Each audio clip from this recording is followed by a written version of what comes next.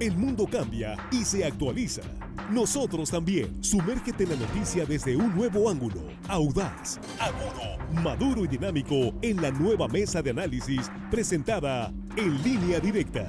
Te conectamos al análisis del tema del día, la información relevante de Sinaloa, México y el mundo en la nueva mesa de análisis.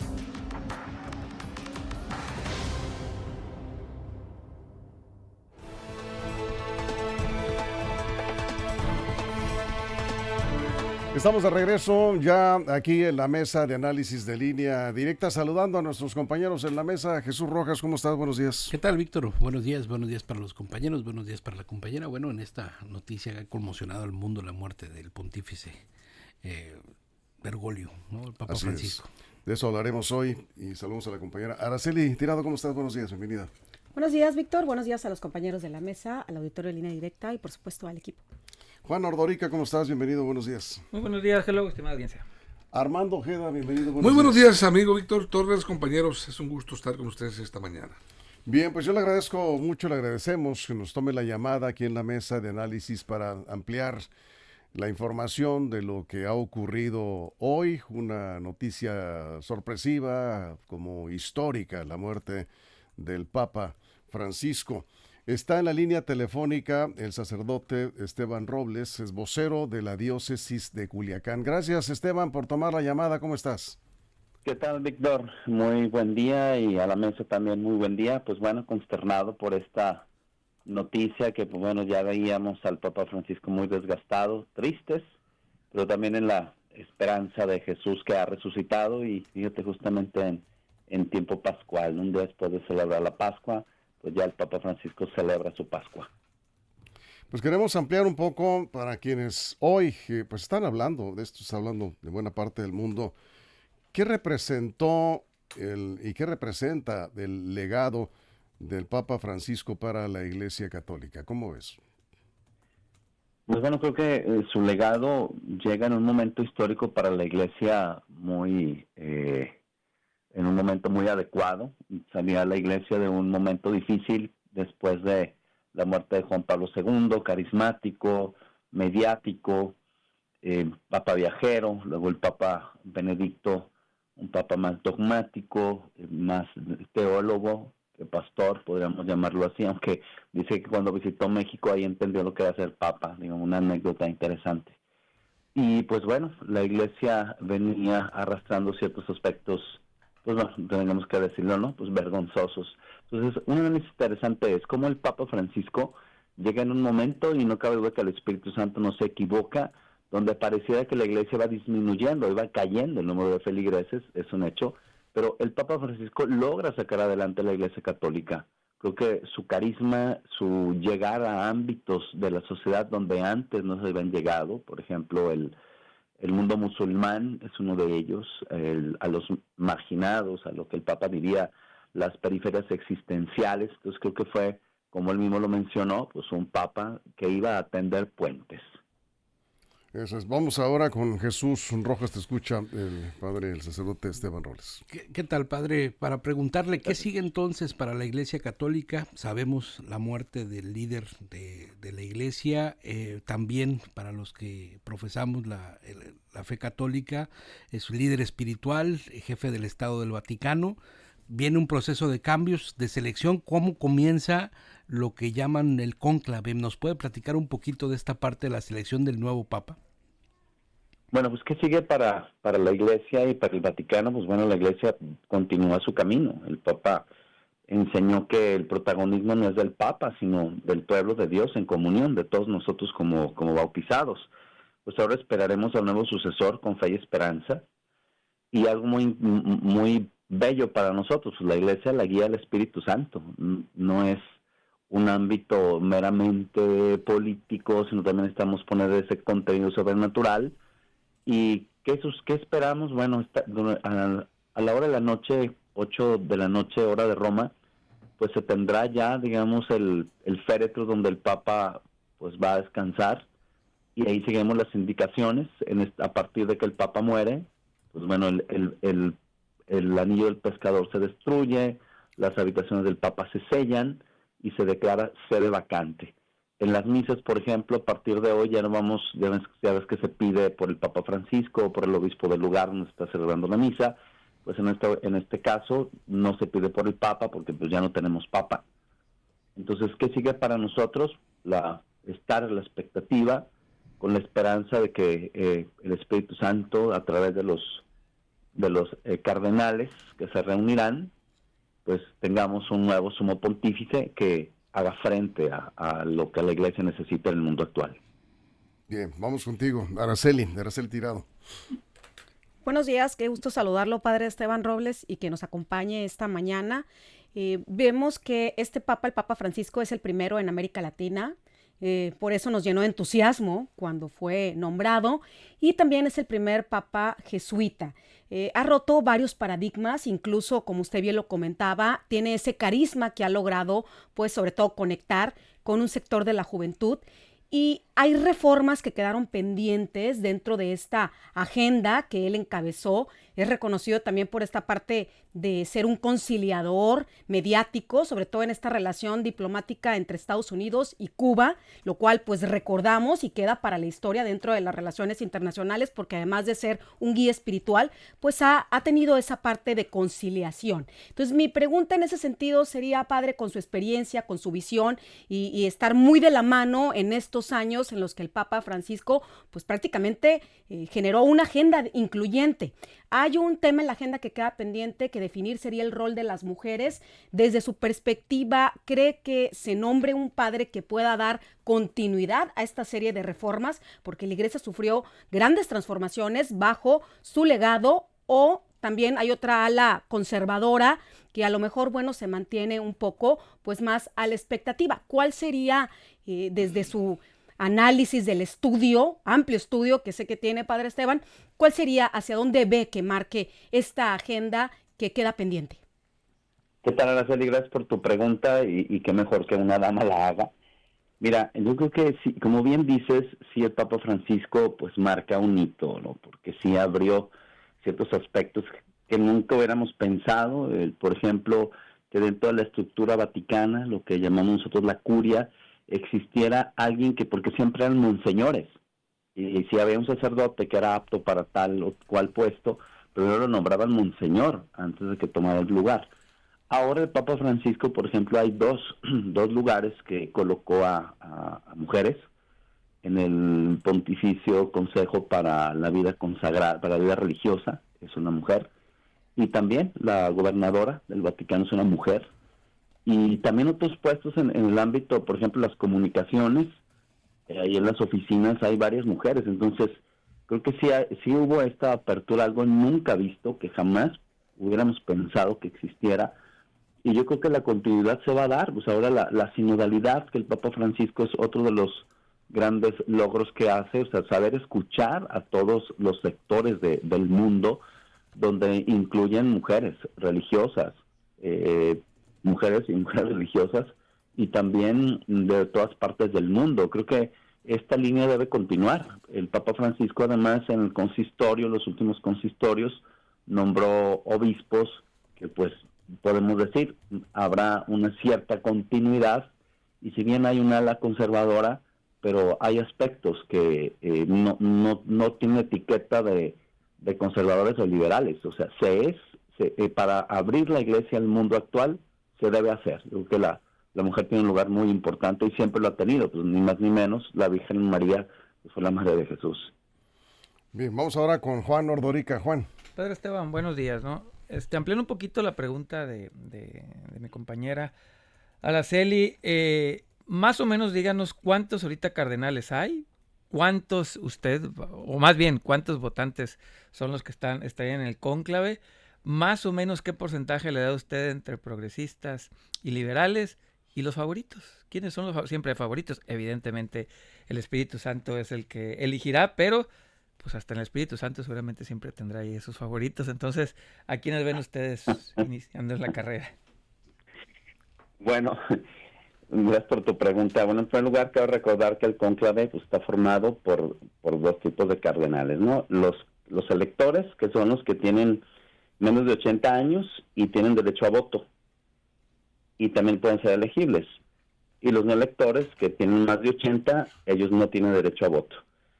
Pues son elegibles 138 cardenales, ya están partiendo a Roma seguramente entre hoy y mañana, ya tienen que estar, ya van a partir pues, para participar de los funerales, etcétera, y en cuanto sean convocados al cónclave, entrar directamente. Pues bueno, tu pregunta, mira, estamos muy acostumbrados en México a la cuestión política y los favoritos, etcétera. Híjole, yo te doy una anécdota, porque yo pues, tengo ya que es el tercer papa. Bueno, estaba muy pequeño cuando murió Juan Pablo I, pero sí me acuerdo de Juan Pablo II y hasta la fecha. Creo que el Espíritu Santo no se equivoca, y bien dices, el Espíritu Santo tiene su favorito, yo dejo que él decida. ¿Por qué? Porque la Iglesia ha pasado por momentos difíciles.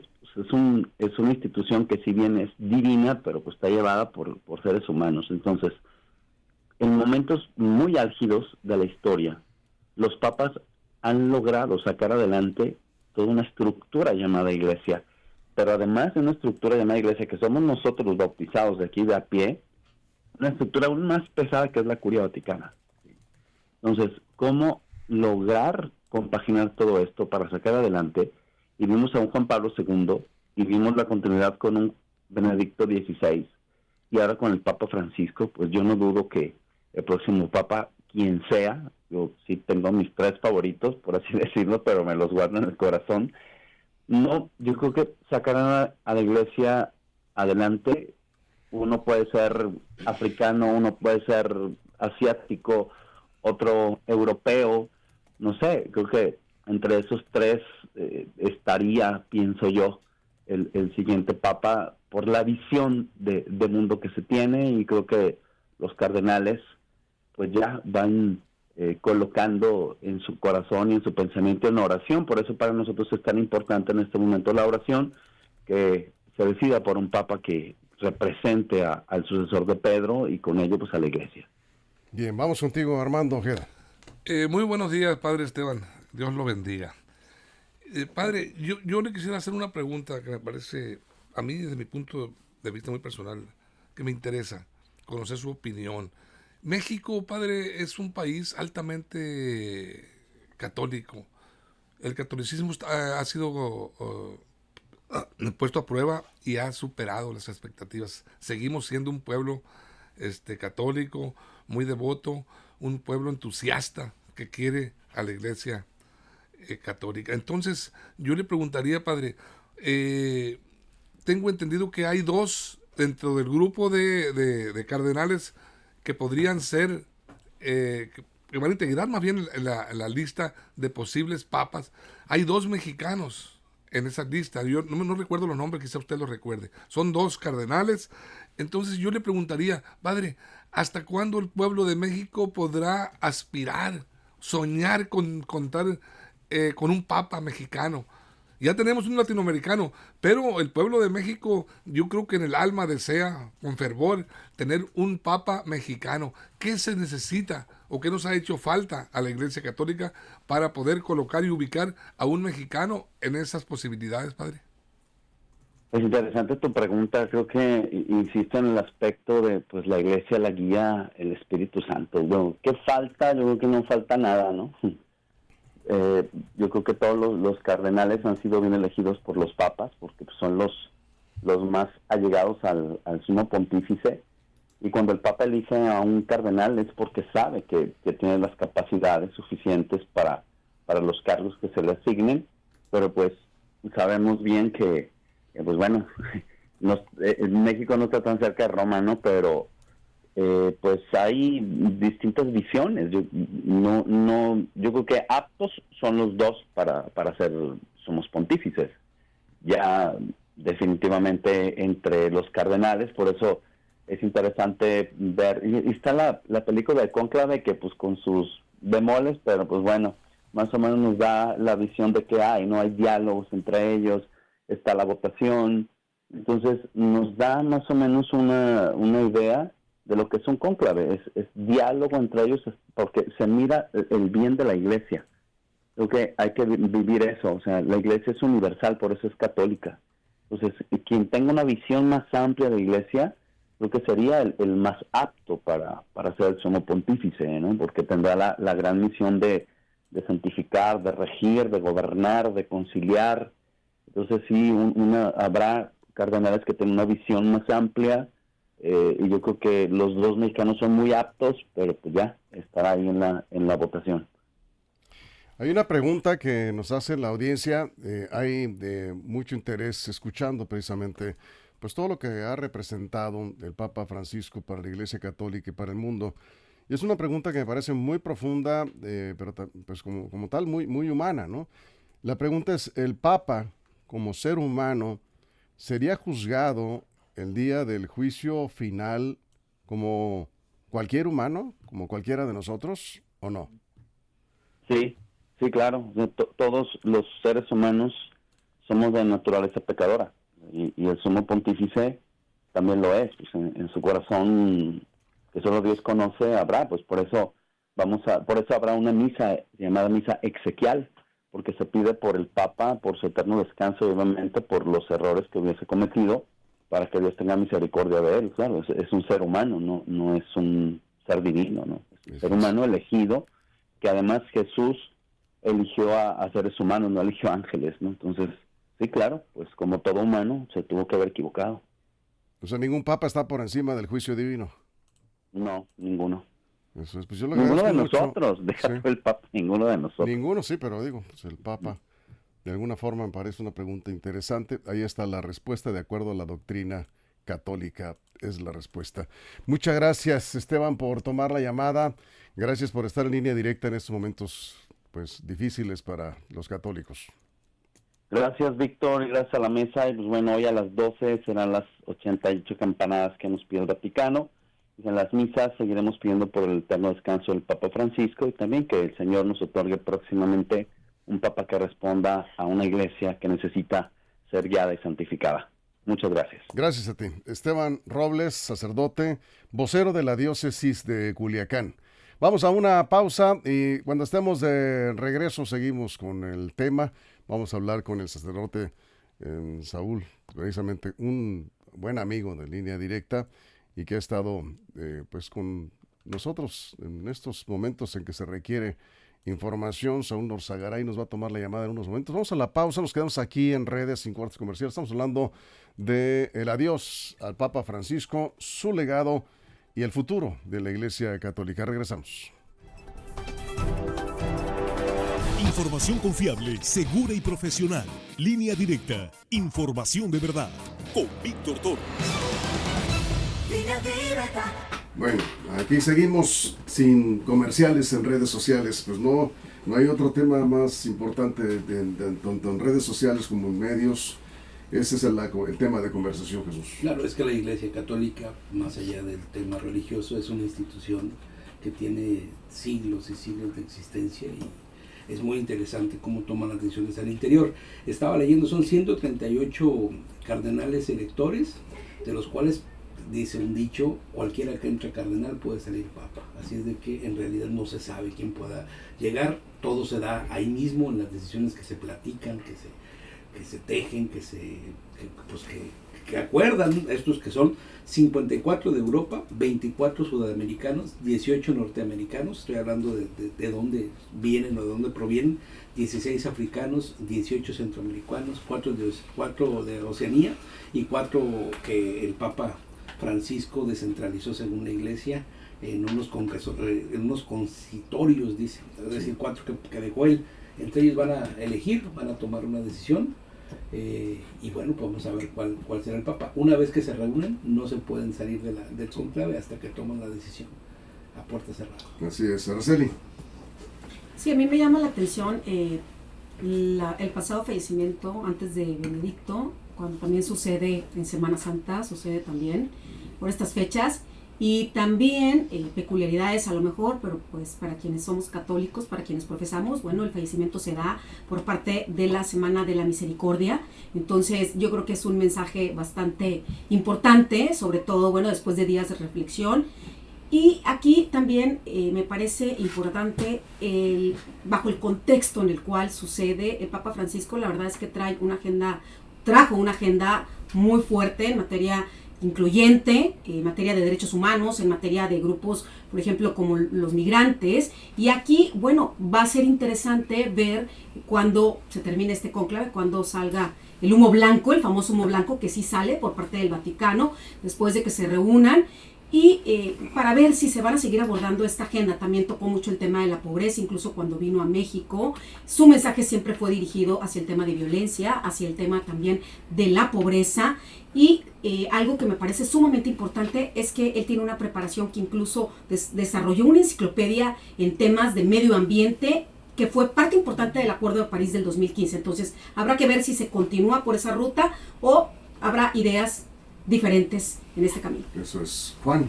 Me quedé pensando ahorita que dijiste, le preguntaste que si le iban a juzgar igual que un ser humano, el Papa Bergoglio. Busquen en Google qué le pasó al Papa Formoso. Búsquenlo ahí nomás para que vean cómo lo juzgaron al pobre Papa Formoso. Lo buscaremos. Sí, le juzgaron su cuerpo.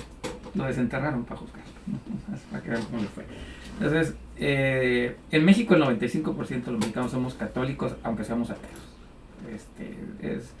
La identidad católica va más allá de si profesas o no la fe.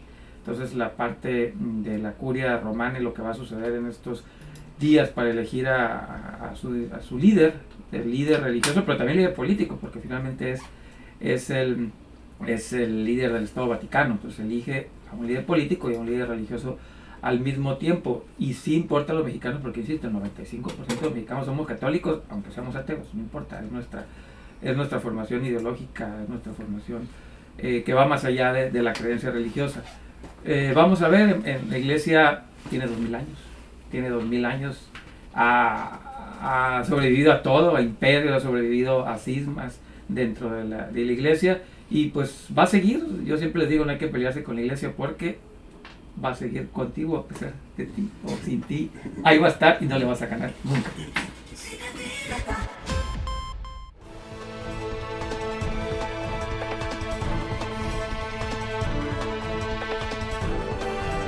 Estamos de regreso en la mesa de análisis y nos ha tomado la llamada también el sacerdote Saúl Norzagaray.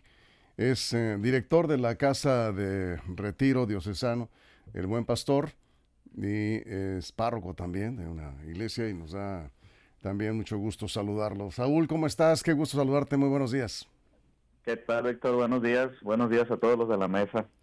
Gracias, pues ya escuchando aquí los comentarios del vocero de la diócesis de Culiacán, el sacerdote Esteban Robles, que nos ha explicado de manera general algunas particularidades de lo que viene ahora para la Iglesia Católica. Una pregunta rápidamente para seguir con el tema. ¿Hacia dónde crees que se dirige el futuro de la Iglesia Católica? ¿Qué se comenta entre ustedes, los sacerdotes? ¿Qué sería lo deseable de acuerdo, considerando el legado y los cambios que impulsó el Papa Francisco? Bueno, la visión de la Iglesia, lo que tenemos en este momento es que ha venido sobre todo a retomar lo del Concilio Vaticano II. De ahí este es un parteaguas en la Iglesia, el Concilio, y vino a darle vida, vino a desempolvarlo el Papa Francisco. Hay que recordar que donde se proyectó más la figura de Jorge Mario Bergoglio fue en Aparecida, en el encuentro de Aparecida en Brasil. Esto que fue muy atrayente para todos los cardenales, para toda la iglesia en el mundo, con la presencia también del Papa Benedicto XVI y el impulso de una iglesia en salida, como lo comentaba hace unos momentos también el padre Esteban, ¿verdad? Una iglesia de periferias, una iglesia para los pobres, en verdad. Bien, vamos contigo, Jesús. ¿Qué tal, padre? Bueno, alrededor de la muerte del sumo pontífice, pues se dan una serie de historias, de declaraciones, y ahorita estoy viendo cómo cobra mucha relevancia una supuesta profecía de la asunción al poder de un papa de color. ¿Tiene algo que ver esto con la fe católica o es nada más como un mito, no? La idea de si llegara un papa de color a estar en la, digamos, en la posición mayor en la jerarquía católica, sería el anuncio de los tiempos finales.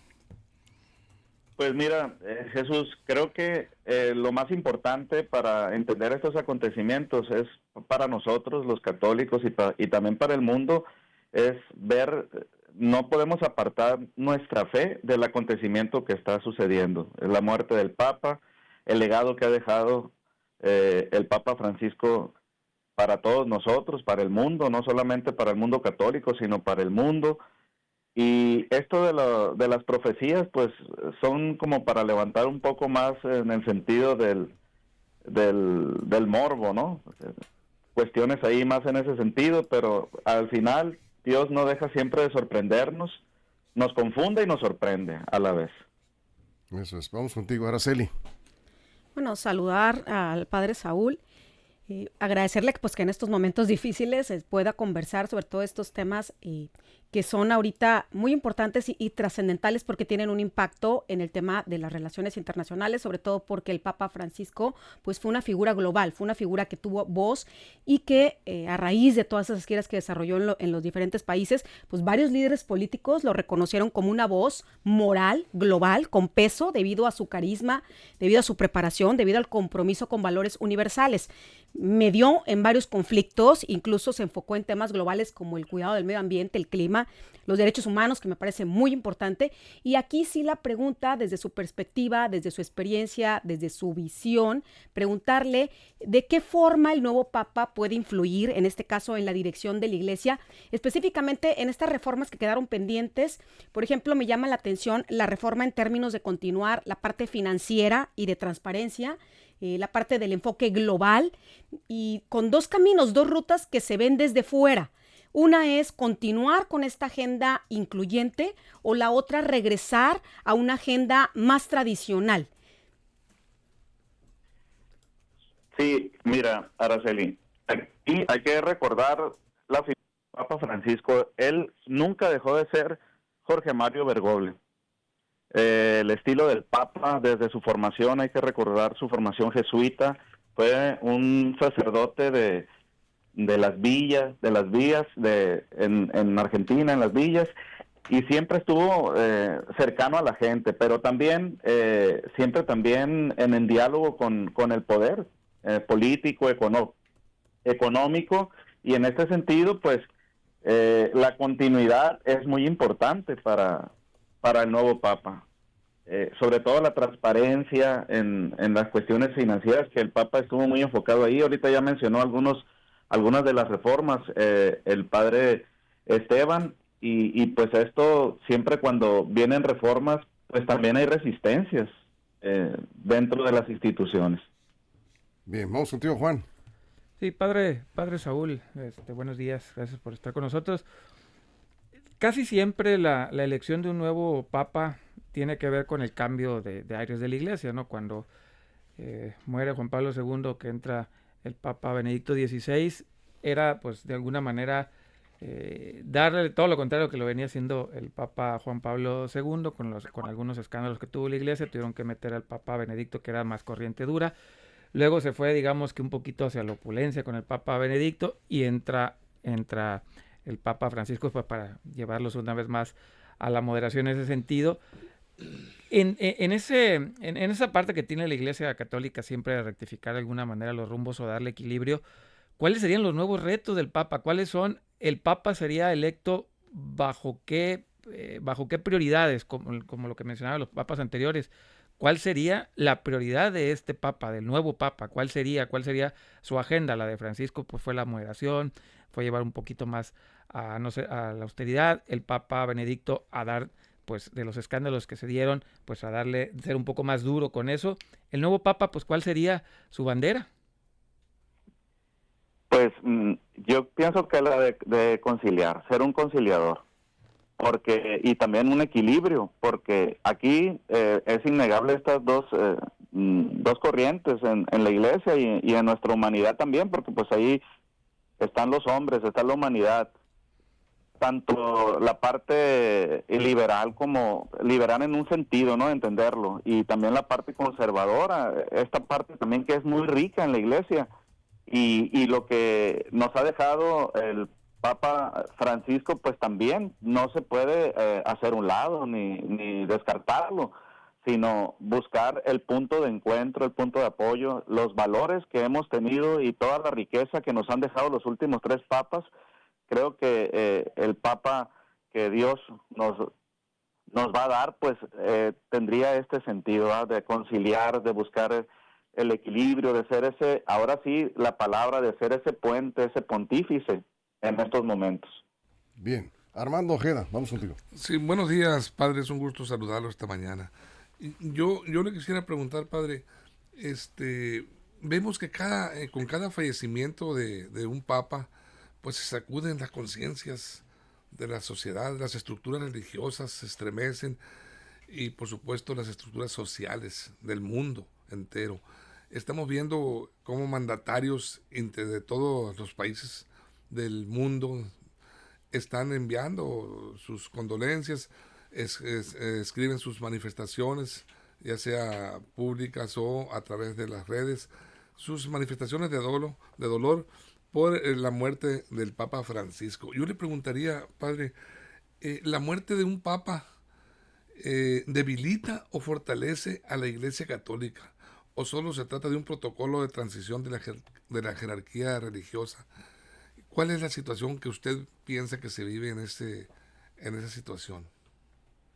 No, más que un protocolo, es un acontecimiento de una pérdida.